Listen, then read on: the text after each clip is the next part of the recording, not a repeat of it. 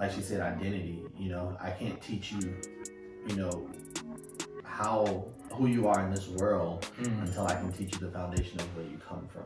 I can't get you to embrace physical being without understanding spiritual being. That's good. And the laws of peer pressure don't affect you as much. Right. So you're not stuck on trying to be somebody else when you already know whose you are. What's up, everybody? Thank you for joining and tuning in on today. My name's LJ. This is another episode of Living Out Loud, where we are living out loud for the one who died for us. So today I have two guests. These are really good friends of mine. They go to my church. It's Carl and Jade, Tabb. So before we get into it, can you just tell people who you are and all that stuff? Well, I'm Jade Tabb, and I am married to this guy. We've been married for almost 6 years now, and both have a lot of experience working with youth and the younger generation. Yeah, I'm Carl. This is my wife, and like you said, we have quite a few years of working with youth and youth ministry. And you guys are actually over the youth ministry at our church, and it's been how many years now? We've been working with the youth at our church probably since 2016. Okay. Yeah, About somewhere around. And then we became directors in 2019. Something like that. Like 2019. Right. Something like that. Okay. So what got you into actually being into the youth ministry and stuff like that? For me, I've been working with kids in general since I was 15. So it's kind of just natural. People have talents where they can make money from things. My talent is working with children. It takes a special type of person to work with kids, teenagers, to be able to build relationships and be able to build a trust with them. So that kind of just comes natural to me. At least that's what I think. And I think I have a few who can attest to that. So. Okay. For me, I grew up in church. So growing up in church, I've worked in every area of ministry. And I've been working with youth since I think I got my first job as a kids counselor. I was a junior staff counselor in 2009.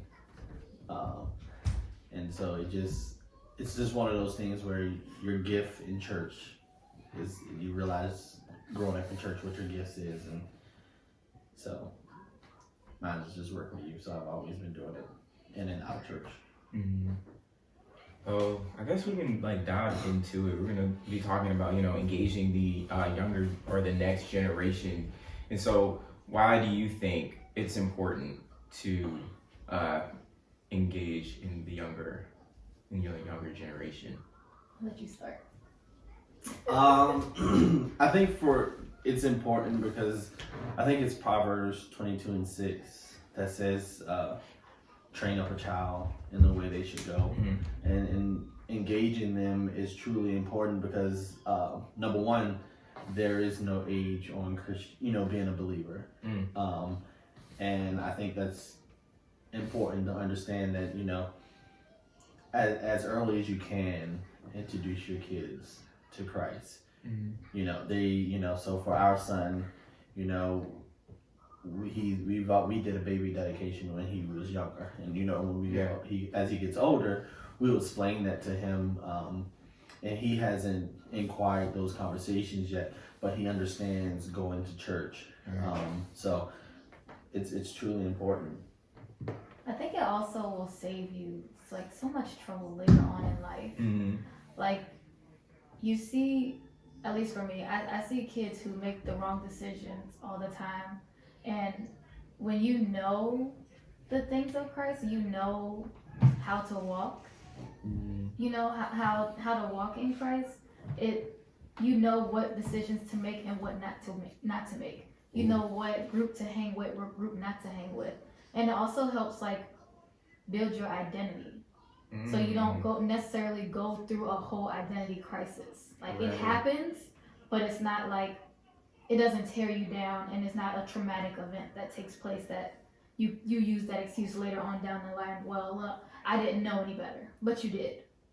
So teaching them now, well, it'll just save you so much trouble. Like, let's not be dramatic about it. Right. It'll, in the end, it'll be like not flawless, but the anointing on your life will be so much greater. You won't, and people will feel it. People will draw to you because you'll be different than other people. You'll stand out. Right. But in a good way. Right. Drops mic. No, I'm just kidding. And then engaging them early is important because engaging them early it's that foundation piece. So you can't build a house without a foundation. So if you try to course correct later, you get backlash, because we all know as we grow up in church, we start understanding, everybody in church looks amazing, but then there's this other lifestyle that, unfortunately is portrayed differently outside of church. So when you gather that understanding early of, understanding Christ and understanding church, it helps them navigate through life better with decision making. It's that foundation, and without that foundation, like she said, identity. I can't teach you, who you are in this world until I can teach you the foundation of where you come from. I can't get you to embrace physical being without understanding spiritual being. That's good. And the laws of peer pressure don't affect you as much. Right. So you're not stuck on trying to be somebody else when you already know whose you are. Come on. Like the foundation is almost the end of a book. I already know.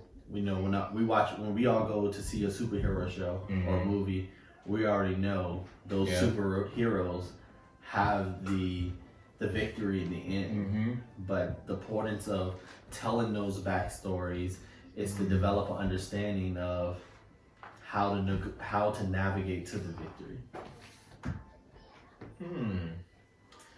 That was real good. Okay, so I know there's people that say, well, I don't want to push my beliefs on my kids, so I don't really take them to church. I let them make their own decisions. So what would you say to that person? I think there's a difference between belief and belonging. So belonging is like, I know. Like, I believe when I sat down in this chair, it was going to hold me. It was going to catch all 225 pounds, all right? That was my belief. But if I have a knowing, that's different. So saying you don't want to put your belief on your child almost makes you question, do you know what you believe? So that's one of the things we definitely don't look at it as, because if you make it sound like I don't want to push my belief on the child, and you make there's another option. You make it sound like there's another option, then you just open that door for them to go out and explore. And millennial generation, we love exploring. Yeah. So the goal is to cut off that, if I can cut off that door, this is what we know in this house. We know Jesus Christ is our Lord and Savior, and that's the foundation of this house. But also, you don't have to push it on your child if y'all are really living in it. So you don't. That part. Right. So if you are living by, you're an example to your child. You're, whether you want to be it or not, you're your child's role model. You go in an interview and you ask your child, who's your role model? My mom. Why? Right. Because she does X, Y, and Z. So everything that you do has to be a reflection of who you want your child to be. So you shouldn't have to force anything upon your child if you're living in it. Another mic drop. Another mic drop. Because your kids see everything that you do, regardless of whether you want them to or not. We were having a conversation in the car, and so I called the guy who used to live above us. I call him Big Bertha. because his feet were really heavy, and that was just the first thing that came to mind. So we were riding by, and I'm like, "Oh, Big Bertha must have got a new car." He's like, "Mama, you said Big Bertha." Yeah, I did. That was not something that I necessarily needed you to repeat. But again, it goes back to your children hear and they see everything that you do. Mm-hmm. So you have to be mindful of the way that you're living, so that way you don't have to force them or push your religion on them, because we're not forcing religion on anybody. It's a relationship, Right. not a religion. We're not gonna get stuck on the traditions of we go to church every Sunday. Right. We wear this, we do that. No, here's why we go to church. Right. Here's why we go on Sundays. Here's why we wear what we wear. Mm. And see, and thinking of that instance, I think about what Pastor Tina says: order must be maintained. What's it she said? How she said Order it? must be established. Order has been established, but it must be Must be maintained. Yeah. And I think of in that sense, if you're saying I don't want to push my belief on someone, then even for yourself, it hasn't been established. Ooh. So you can't maintain what you haven't established. Mm. So if you learn how to make it established before you have children. So, before Carter, was born, we went to church every Sunday, because we were serving. I think about this past week, I had a conversation with one of the elders from my church, and I told her, one morning we got up and Carter was in the car and he started a random conversation, and it was, how come you sit behind Pastor AJ and you get to sit next to Uncle? And I got to explain that conversation because he sees it. Right. And he knows that's a repeat thing I do on Sunday. Mm-hmm. So he sees that there's some type of order to what I do. Mm. So now I don't have to teach him so far off. He understands. Right. It's established. He sees it. So he starts to gather understanding. I don't have to sit around and say, well, I do it on this Sunday, but then this Sunday I don't feel like going to church, so we ain't going. Right. So he sees our commitment as parents, and he knows, all right, then this is what we do. He doesn't get up on a Sunday and say, he may get up on a weekday and say, I don't want to go to school. I want to go to church. But he doesn't get up on a Sunday and say, I don't want to go to school, because he knows that's the order of our home on Sunday. Mm-hmm.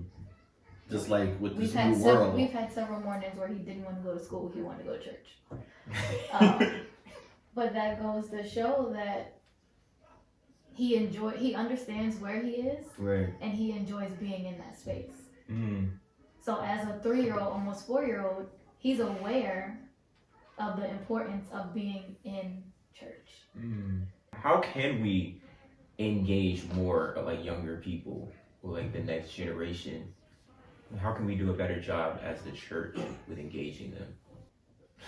I'm gonna say I don't think, and I'm not a low-key lover of Kingdom Life Church, so I'm gonna say our church does a fabulous job in keeping our youth engaged. Mm. I'm gonna toot my own horn, because we do still offer, regardless of this pandemic. We had a little break to figure out how we were gonna do it, Mm-hmm. but once we started, we haven't stopped.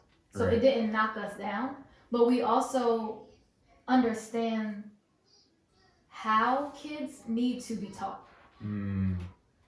And we take into consideration how much time we spend, what's going on in their life. We spend time building relationships with them. So it's not just something that we do on the screen. Right. We see you on Sunday, we communicate with your parents. If they need us to call you on a Tuesday because you're not doing your schoolwork, we do what needs to be done. So we understand the importance of relationships. Relationships can get you a lot further in anything. Right. If you have a good relationship with somebody, 10 times out of 10, they gonna do what you ask them to do. Right. Right. So it's just important to understand the importance of listening Mm-hmm. and taking the adult out of the situation. At work, we have something called adultism, where it's always because I said so, Right. or it's this way because this is how it's been taught. Mm-hmm. So when we take ourselves out of the situation and we are mindful of that, we are talking to a child, we're dealing with the child, we become that child. And so we're aware of who they are and how they grow, and we're able to move forward with them that way. Mm. I don't know if I answered your question, but That was good though. whatever. That was good. it's through authentic relationships and discipleship. Those two coincide. Like you have to have a true passion. Like I'm gonna shout out somebody in our church. There's a young guy in our church, and he truly loves his church. He loves talking about Jesus, and that reflects in his friends, because then he has I'm not looking at the consistency of his friends, but I can look at the consistency of his outreach, and you can see that people come because of his heart. So when you are authentic and not two-faced, it really helps. One of the things I think about is one of the things that pushed a lot of people away from church is they go to church and everyone has on this, this is why, a lot of churches have adopted from the fact of, have adopted truly the fact of come as you are. That used to be a saying back in the day, come as you are, but you won't stay the same. All Baptist churches had a slogan like that. But allowing people to come as they are and feel comfortable. Back in the day, how it grew up, everybody at home, these really, really, really clean suits, and and then 2 minutes out of the parking lot, somebody, smoking, or they were going to go do this and this and this and that. So I think being authentic and real and transparent has helped our culture. So, for us at our church, we're a casual church, and we present moments, that we dress up, but, we don't, who said suits had to be Sunday? Right. Who said suits are considered what Sunday best is? Right. If we want to have a true conversation, your Sunday best is your true self.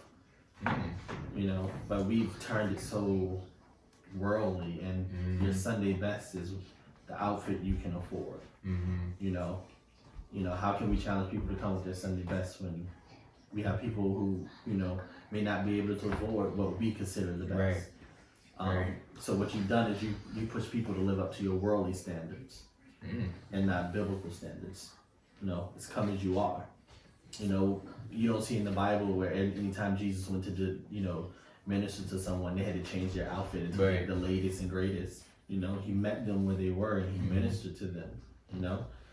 So I think it's being authentic and being real, being transparent, and allowing to people see, yes, I may be in church, and yes, I may be a leader in church, but I struggle like you struggle. That doesn't make me different. That just means I have my areas of challenges, you have your areas of challenges, and I may have a different way of negotiating and navigating through my challenges from you. We're better when we come together and have conversations. When we have conversations, it's better. Not when you got, I love that now. I grew up in church all my life, so I know what it's like to go to church and you can never reach your leadership because they all had their big crown chairs up on the stage, and you couldn't, you couldn't talk to them. You couldn't, and when they left church, people threw all these weird robes and stuff on. But now you have pastors who take the time out after church and they want to talk to people. And if they got to stand there 5-10 minutes to talk to someone and counsel someone, they will.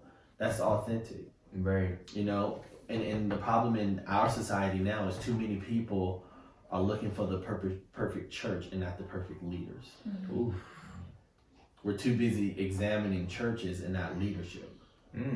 And so since we examine leadership, we become too critical. Well, I don't like the way that praise team sing. I don't like the way somebody greeted me in the parking lot, so I don't want to go there. And the whole time, the leadership you may need to get yourself together is in that church. But you got distracted because they didn't meet your church standard. But you also said you need church and you're going through stuff. So how can you be so picky when it comes to the help God sends you? And I don't know where this falls in line, but as a church, we have to move with the times. That's true. Yeah. So this pandemic was like a perfect example of, is the church willing to change to fit the needs of the people? And again, we didn't skip a beat. Right. Didn't skip a beat. It kind of identified whose fire was still lit and who was a little dim.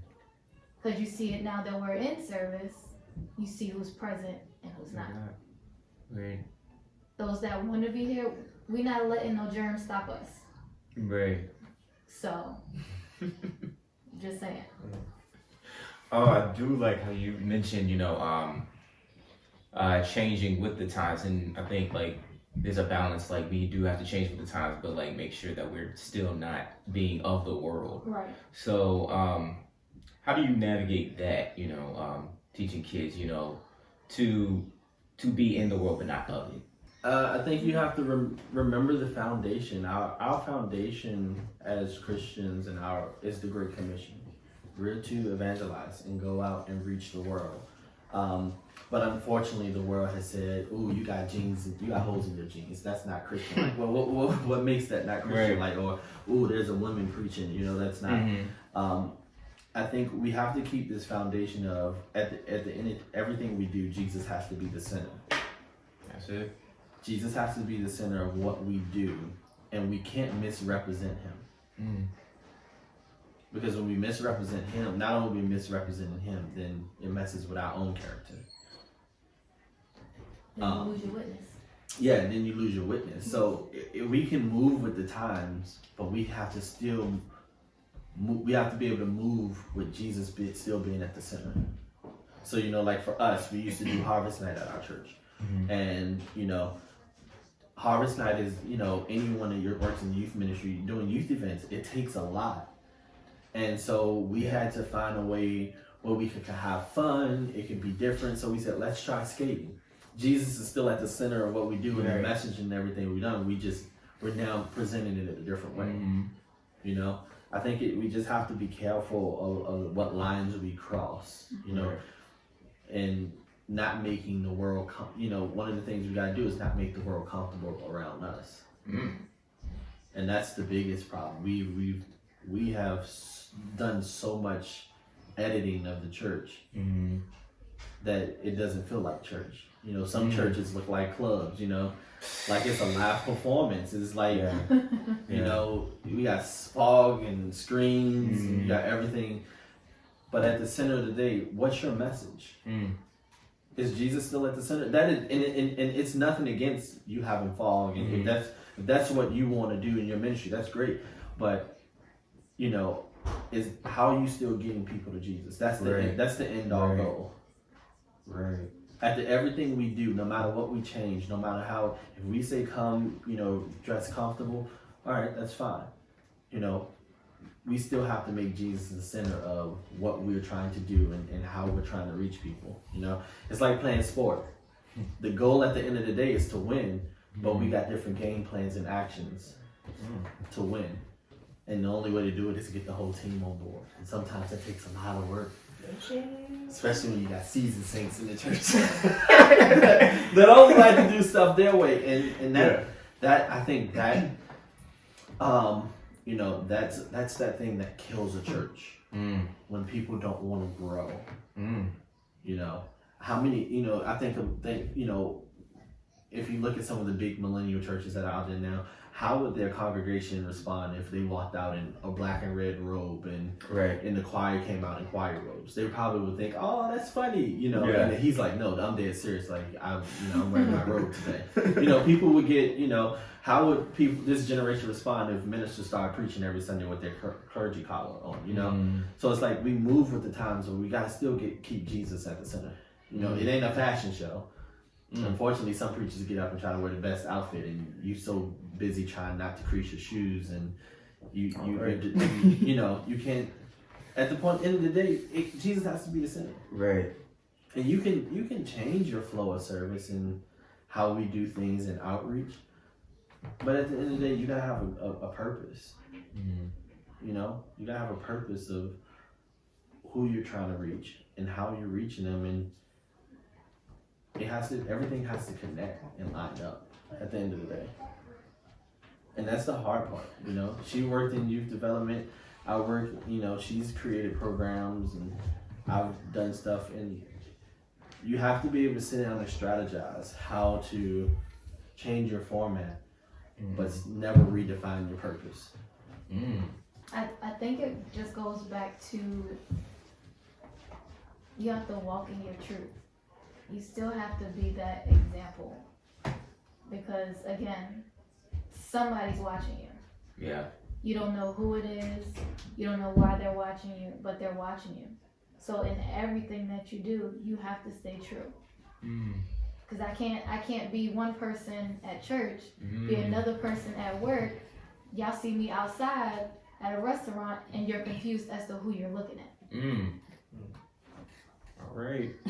So we have to stay true, regardless of regardless of what the world is throwing at us. We have to know that our purpose is so much greater than what the world has for us. So, we talked about building relationships, leading by example. So if there is a parent or an older person that wants to get somebody younger, like in the church or in the things of God, what are your 3 top tips? I would start with, do not force your child to do anything, because forcing them is going to push them away. So you have to allow them the opportunity to observe what's going on. First things first, you gotta find you a good church. You have to find a church that has something for the whole family. You have to find leaders who are going to keep the best interests of the church in mind. After you do that, then you have to find out what your child's interests are. So is your child interested in dance? If they are, let them watch one of the praise team practices or the praise dance practices. Sorry. Let them see a play that's being put on. Are they engaged in sports? Let's go find a sports team. Let's find one that is Christian based. So engaging with youth in a Christian way doesn't necessarily have to be in the church. I think of Giselle all the time and Character Works. They put on all these plays, but they made sure that we knew what the message was in all of them. So just find out what your child's interests are. Don't force them to do anything because it's going to pull them so much further than you want them to be. Kids are built like we are. And kids can feel when things are not authentic. So I always say kids vote with their feet. So if they're engaged and they're interested, it might take them a minute to, jump in, but we're not asking them to dive straight in. Get your feet wet. Touch the water. Is it how you like it? But as leaders in church and as a member of a church, we have to be welcoming to kids. Kids need to feel like they belong. They need to feel like they're heard. They need to feel valued. So we have to be mindful of that and be willing to hear what they have to say and be able to offer that. We might not be able to do it when they want it, but put it in our parking lot of things to do. So later on we'll be like, I haven't forgot about you. We're gonna work on this. We're gonna do this later. I might need you to help me plan it. Get them involved. But also we have to teach our children to be solution driven. So I want to put the play together. That's great. Put it together, find your cast, and then come talk to me about it. All right. You know what I mean? Yeah. So we have to give our children the space to, or young people, young adults at that, the space to be. But we have to make sure that we are encouraging them and holding them accountable at the same time. Because you can't say that you want to do X, Y, and Z, and then when I ask you about it, it's, oh, I don't want to do that anymore. So what changed? Right. What happened in between here and here that is no longer on our vision board? We got some explaining to do. But like you know what I mean? We got to make sure that we're covering our kids, but we're making their voices heard. At the end of the day, church has to be fun for kids. It has to be. Yeah. You know, you think about it, even as adults, people don't go to college. Why? Because they won't be lectured to. So, No, they don't go because they can afford it. People want to have fun, and I think one of the biggest things I hate when people say, "Well, look how Jesus did it. Do you think they had fun with what they had to go?" If you really read the Bible is a reality show. You Like, have to catch up literally. every time. Literally. And you have to you have to have fun. You have to make it, people learn more when they're engaged and you have their attention. And that's the same way with kids. I can't take my 3-year-old right now. I can say, hey, we're praying, be quiet. He'll be quiet. Mm-hmm. But that quiet only lasts for a little while until he gets to a point where he can understand, grab a grasp of it. Then he'll be in tune more. Mm-hmm. But it has to be fun, even for adults. You have to make your ministry exciting. You have to make your ministry inviting, and you have to allow people to just be comfortable. Mm-hmm. I think one of the biggest problems is we say, hey, be a partner of my church, but don't give your opinion. And I think that's what turns the young generation off, is like, you want me to be a partner of your church, and you say, as a partner, I have to push the vision with you, but if I give input on the vision, then I should sit down and be quiet. Mm-hmm. And I think that's the one thing, because if you're going to take on that aspect of membership versus partnership, see, members attend, partners are involved. All right. So you got to let your partners be involved, young, old, leadership title, no leadership title. Right. You got to hear what everyone is saying, but still keep the center, keep the foundation. You can't, no matter what, you can come visit my house and stay with us, and I can say these are the rules of the house. Mm-hmm. You will obey the rules, but we'll still find a way to have fun and to do things to make you comfortable being at home. Right. The problem is we want people to come to our home and sit like slaves. Mm. But then there's also what is it called now? FOMO, the fear of missing out. Yeah. So kids don't want to do what's right. They don't want to be engaged in church because they feel like they are going to miss out. Mm-hmm. But I had some of the most fun. Like now, a lot of the activities that I do, even starting at Kingdom Black Church, a lot of the stuff that I was like, I would never do that. I had the most fun doing it. Right. And I find that I don't get invited to stuff as I used to, and I'm okay with that. Now, it took a little minute, because I was like, Dad, I want to go with y'all. But we didn't invite you because we know you're not going to drink. All right, but I can drink water. I can still go. I don't understand. But it was that fear of missing out that had me like, Dad, do I really want to, like, should I go with them? Should I revert back? And then it was like, yeah, try it if you want to. You know what I mean? Mm-hmm. So it's like, that fear of missing out and has like corrupted people and young people, but you can still have godly fun. Yeah. I think we took over a Laser Quest one day. Like, oh, Laser Quest. We took over Laser Quest, CC's. We've been bowling.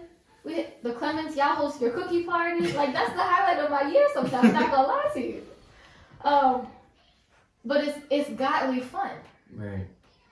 And it's not, I don't miss a thing. Mm-hmm. Not one bit. I don't miss being in the club. Because it was hot. I don't miss that. I don't miss standing on sidelines. I don't miss that. Yeah. I can walk right in church and have a whole party before service even starts. I don't miss none of that. Mm. So we have to teach kids that regardless of what the world is saying, church is just as fun and can be just as fun. But you gotta have leaders who are fun. You gotta have leaders who know what fun is. I was listening to a message today for a youth pastors conference, and one of the things he said he learned was to make it dangerous. I was like, hold on now, dangerous? Right. That sounds like a liability. That sounds like accident reports. I don't know what you're talking about. But he said, when you do things that that seem dangerous to others or dangerous to children, it keeps them coming back for more. So in regards to danger, it's like a Nerf gun war. I was always taught if the kids are having fun in a bunch of fun in an activity, cut it short and see how they react. It'll keep them coming back. Right. So instead of bribing kids, let's see where the fun really is. Cut it short and see what happens the next week. Yo. I think I jumped in this one. No, that was really good. Were you gonna say something? No, just everything has to be done differently. Yeah. And then churches can't make up the excuse of, oh, we don't have space. You got a sanctuary. Move them chairs. Yeah, move them chairs. I look at I look at now a lot of churches going with the chairs that can be picked up. They don't have pews. Make some space. Have fun. Let them run around. You know. Okay, I'm a little Baptist, so don't let them run on the pulpit. But let them run around. Give them space. You have to use what you have. That's what Jesus did. He used the resources he had to reach people. And you can't say we can't reach anyone because we're limited. Our school, our ministry that we go to has been in the school since we started in 2014. And I can't say we missed out on fun because we had fun. And the school and, the little admin office or whether it was going to Laser Quest or whatever it is, I think we had a water balloon fight at the last cookout. We definitely had a water balloon fight. Yeah, we did. The family and We friends did. cookout. So you have to use the resources you have, and that gives you, when you do that, when God starts providing, like for our ministry, when we get a building, man, like it's gonna be so much more fun. We can introduce our kids to. Like I remember growing up in church. Like when I grew up in church downtown Richmond. No one from my church went because it was too far-fetched, but there used to be a little lounge on Broad Street that you could go to. It had sofas, game systems. It had, like people could go in there and do open mic for gospel poetry, gospel rap, and it was it was considered a Christian club. And you could go in there and hang out, and we can create those moments for kids again and teenagers. But we gotta learn, the Bible says, what is it? It says, I'll make you, it says, what does it say? I can't look at you. I don't know what you're It says, be faithful over little, I'll make you rule over many. That's a true principle. Be faithful. We've been faithful over how to minister to the kids in a school building, in a school setting. So how can in a hallway. We started in a hallway. We started in the hallway at a little Tay was in my original crew.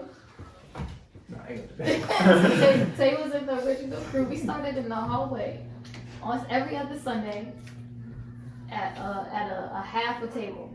Then we moved to the long table in the hallway. Then we moved to the art room. But we made it work. We made it do what it do. It was fun. And for me, that was like a far-fetched thing because I came from a Baptist church where I had gone all my life. We had a church building. So I'm like, going to school and going to church in the school. Right. Where we, don't the cafeterias stink? It's like lunchtime, but it's that hard work. It's burning and exhausting every resource to get to God's people. And I think people don't understand that stuff comes back, and when it comes back, it provides great opportunity. We love doing harvest night at the school. It was great. And when we said let's go skating, that the numbers went up. More people were coming, more families were coming. So it's a different way of reaching people. Because you get tired of. When I grew up in church, we had harvest night, so it's always like a little game here, play a little carnival. It's a little mini carnival, and then the night is over, bag of candy. But to be able to fellowship and that freedom and to see instead of making harvest night a kids event, but more so a family event. That's what's important to me. Is I want all youth events. They'll be youth focused sometimes, but I want to make them family events. I want to push that importance of look how much fun you can have in the family. Your parents ain't really whack.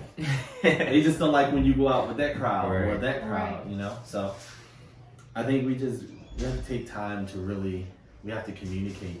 Households have to communicate with one another. You gotta learn the people, learn your children. Learn how to communicate with them and listen to them. If they like going out, okay, find a way to help them go out in a safe manner. Don't make them think they only can go out when the church says, oh, they got an event. Because then you're stopping them from being able to reach other people. That was really good, y'all. Before we end, Carl, could you end us with a closing prayer? Yes. God, we thank you for this day. We want to thank you for each and every one in this room. We thank you for LJ and his vision and his team behind the camera. We thank you for each and every soul that is watching this YouTube video. We ask that in some way, somehow, that this reaches their heart. It pricks their mindset to go out and outside of the four walls to reach people and to push God's agenda in this earth. In Jesus' name we do pray. Amen. Amen. Thank you guys. This was awesome.